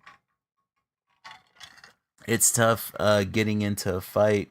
Well, I mean, but that's one of the things that sets Fortnite away from most shooters, right? Is that the build mechanics of the game really sets it apart. It adds a level of strategy that usually isn't present in a lot of FPS games. Yeah. But it's also a huge or it also makes point of entry into the game very difficult. right? Especially if you're playing builds, because if you're playing the game for the first time and you've never built before, you're gonna get absolutely just mangled in lobbies, right? Yep. So, and That since was it me. yeah, and since it's a battle royale, it's like you get killed in lobby and you're right back to the beginning again. So it's Hmm. unforgiving, and I get why people don't like playing builds at first. But it is I would say it's an aspect of the game that's really fun to learn. If you practice and you get good with it, Mm. um, it really adds a lot to the gameplay. Like whenever I first started playing it, I was terrible at building.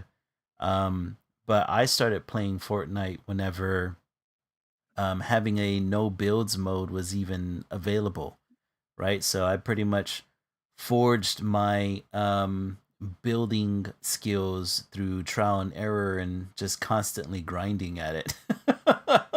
And Hmm. I'm still not great at it. Like man, there are people who get into build battles with me where it's just like, Jesus Christ, man, I don't even know how they get high ground, or sometimes they'll box me in, or you know Yeah, some of uh, this stuff is pretty crazy. oh dude, it's nuts. It's absolutely nuts. It's like I said, because of skill based matchmaking, I've been playing no builds lately because it's just easier. Hmm. It's just a straight shooter at that point, and I don't gotta worry about somebody defensively building and Yeah. offensively building for that matter. You know what I mean? But Hmm. it's it really is I don't know. I've always found Fortnite to be a really fun game to play, especially if you're just looking to get into a battle royale with without with pretty basic mechanics, and they're constantly refreshing the map. They're constantly refreshing weapons, so it never really gets boring.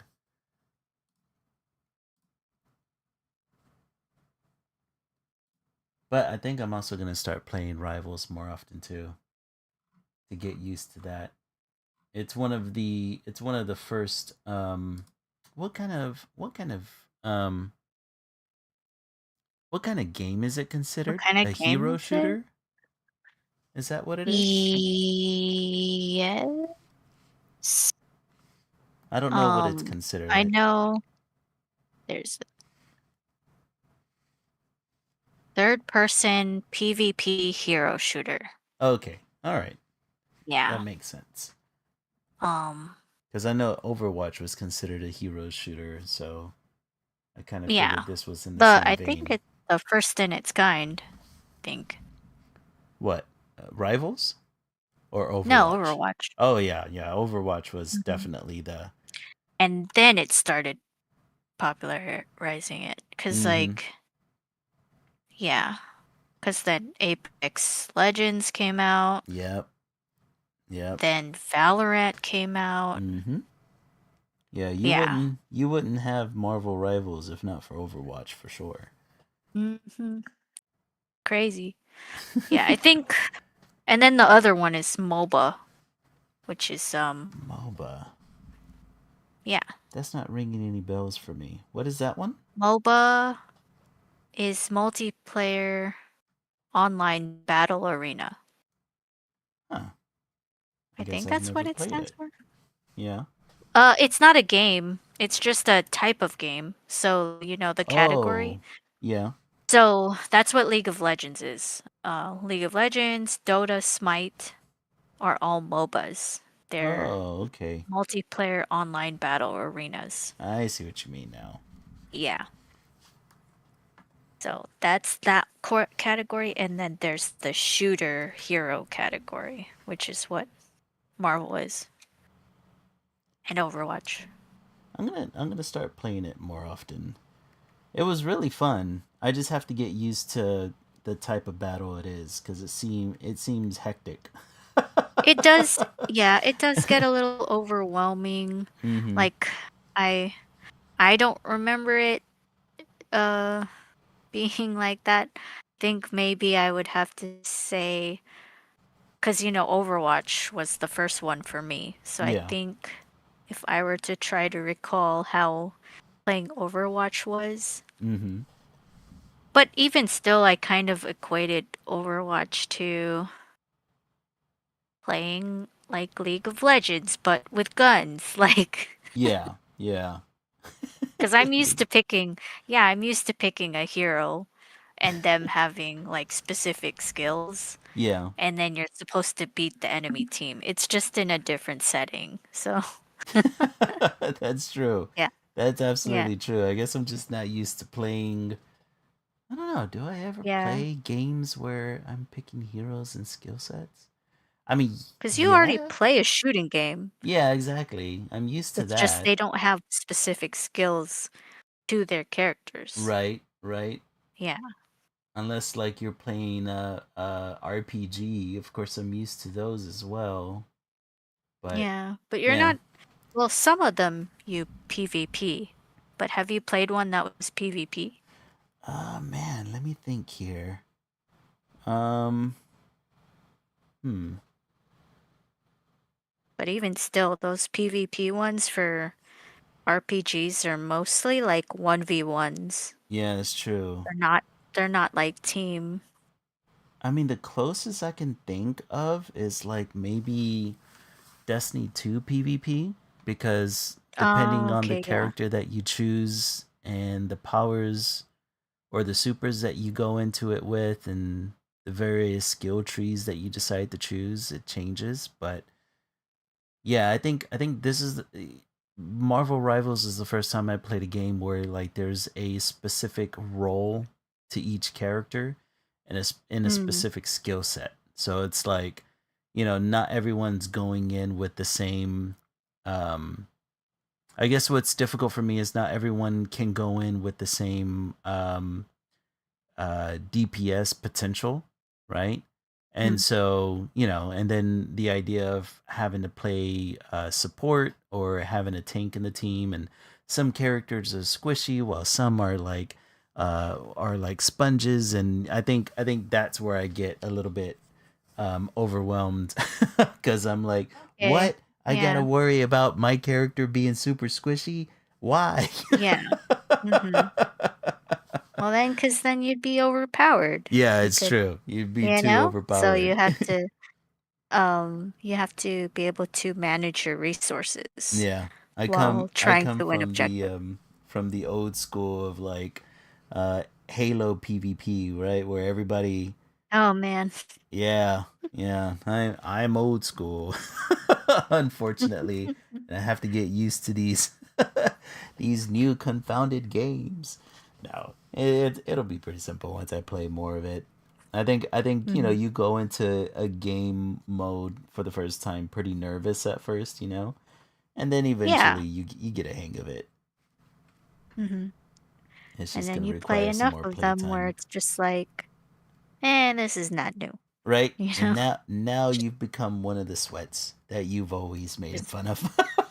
basically, yeah. I I get that. Yeah, yeah, exactly. Yeah. Same. Maybe I am a sweaty person. Hmm.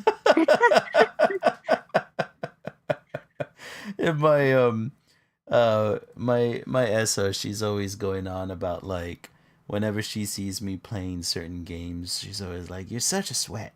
You're such a sweat whenever you do this. You're such a sweat." You know, because she'll hear me constantly complain about sweats and the game constantly killing me, and she's like, "What are you talking about? Oh, You're a sweat too. You're always you're the doing same blah blah thing. blah." Yeah. That's funny that she understands what that means. Yeah, she's a gamer herself, but not on the level that I am. You know, like I would say like she started um gaming probably whenever she became late into her teens, whenever she became more of a young adult, you know.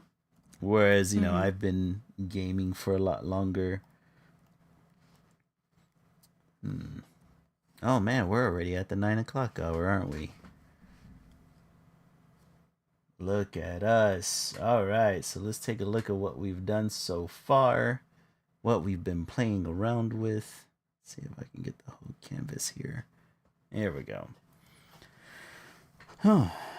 You know what? I do gotta say, I do like these brushes in Clip Studio Paint. They're These different brushes. from Yeah,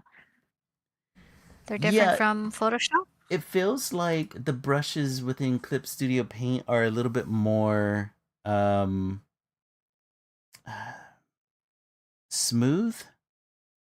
Mm. Almost Mm. so it's weird. It's like Photoshop feels like whenever you're drawing in Photoshop, Photoshop feels more like I'm using a graphic designer's program to draw, Mhm. whereas this feels more like, oh no, this was created for illustrators, you know. Yeah. Like it Photoshop, feels like pencil on paper. exactly, exactly. It feels a little bit more um it feels a little bit more intuitive Mhm. and a little bit more I would say like not natural in your hand. What is the word I'm looking for? It flows. It flows a whole lot better than Photoshop does. Like Mhm. it because photo like I said, Photoshop feels like I'm using a program that's not made for illustrators to illustrate, whereas this is a lot different. I Isn't like it. that essentially what Photoshop is though? It is just to it was intended only at first to Mm-hmm. alter photos. Yeah. Yeah, exactly. Yeah. Yeah, it was just for photo manipulation at first. And then Mhm. illustrators started using it mainly because it was the only program around where you can digitally illustrate, right? But now it's different. Now we have like Clip Studio Paint here that's specifically made for I like the variations of pencils and pens. Like I was using a G pen to do the inking, and man, Mhm. does it feels nice. I'm not gonna Yeah. lie. It's pretty good. I'm gonna keep messing with this. I'm probably going to post the speed paint. I'm gonna work on it throughout the week, the weekend and the Yeah. week, and post the speed painting next week. Um, Okay. but yeah, it feels nice. I can't wait to mess around a little bit more with the brushes because it's got like a number of watercolor brushes that I want to mess with. And so Mhm. it's gonna be a lot of experimentation. But just tonight, messing around with the pins has been fun. I ain't gonna lie. I like it. That's cool. Glad you're finding it Right? a good transition. Oh man, yeah. And well the thing is like the other part of it is I have to change a lot of my hotkeys and try to figure out where what keys I want to change and what I want to keep and get rid of cuz yeah, it's a lot of it's a lot of guessing and trying to figure out where the hotkeys are at. They're slightly Mm. different from Photoshop, and I've been using Photoshop for so many years. Yeah, it takes some getting used to, but Yeah, well, yeah, you'll get the hang of it. yeah, yeah. It's fun using it though. It's just gonna Yeah. take more practice, just like with everything else. More practice, man. Mhm. Oh, you got pretty Yeah. far on yours. Yeah. That's you, yeah. Yeah. Oh, okay, nice. Yeah. Thanks.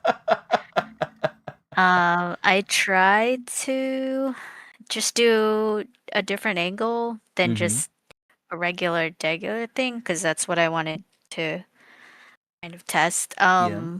As the mangaka, they do not really crazy um angles like this one, Yeah. but they do these really cool poses with their characters for the cover art, and I was like, I think a cool pose would be something that had some cool perspective. So let me try and play around with that. I like it, man. Um, Thank you. I think I need to add a little bit more weight to some of the lines here and there. Mm. Uh, but yeah, I definitely wanted to experiment with the color style that they implement because you got to go look at it because I don't know what this is called. I know there's a name for it, but the way their colors hit their shadows, there's this point of saturated color right Hmm. at that meeting point Yeah. that makes their artwork look so colorful and gray, washed out gray at the same time. Like it's a weird way of explaining it, but I don't know. I hope I can sh- do that. And then some of the coloring here has texture, like it was not blended in, but like hatched onto That's cool. the. Yeah, uh, looking at people's artwork closely is really neat. That's kind of why I like doing fan art, is because you get a chance to really study what the artist has done, and you're just like, oh my gosh, they did it this way? Like, that's so cool. Mm-hmm. So, and then sometimes you can add that to your own artwork, and then it's part of your style now. Yeah. So, Yeah, yeah. that's the reason why I wanted to try this challenge today, because I wanted to be able to look at another artist and like, how does he use the line weight here, and how it forces you to just kind of examine your current art style and how you can implement techniques from another artist. And that's pretty much how all of us end up developing our own style as time goes on, right? We take little bits from other artists that we admire or that we love, and we intermix it in between our own styles, and ends up creating something completely different, and Mm-hmm. I think that's what I wanted to kind of achieve with this one. And it's all about the experimentation, seeing what comes out on the other end. Yeah, definitely. But yeah, man, it looks good. I like how you tackled the line weight on this piece. Thank Like you. it looks a lot different from your previous work, and you really got the line work down really well, man. I really enjoy Thanks. that. That's really cool. Because I'm so used to your stuff being infused with color that seeing your line work just really adds another dimension to it all. That's awesome. Yeah. Good Thanks. shit. Yeah, can't wait to see yours finished. That'll be Yeah, fun. yeah. I'm gonna keep Yeah, working especially on with the it. color too. Yeah. Oh, dude, I can't wait to mess with those watercolors. It's gonna be fun. Yeah. Um, but we're gonna end the stream here. Hmm. Thanks everyone for joining us today. Um, don't forget to check out Esso at his socials on Esso Art Studio. He's gonna be on Instagram, TikTok, and Threads. Please, please, please go check him out. Please go give him a follow if you like his work. You can find me at Lily Lilac Draws on Instagram, Threads, Tumblr, TikTok. If you like my stuff, go um, check out my page. Give me a like as well. Everything will be found down below. Hmm. Um, but yeah, it's always a pleasure to unwind with you guys every week. Thanks for joining us again, and we'll see you next time. And just remember, keep staying creative. See you guys. Bye.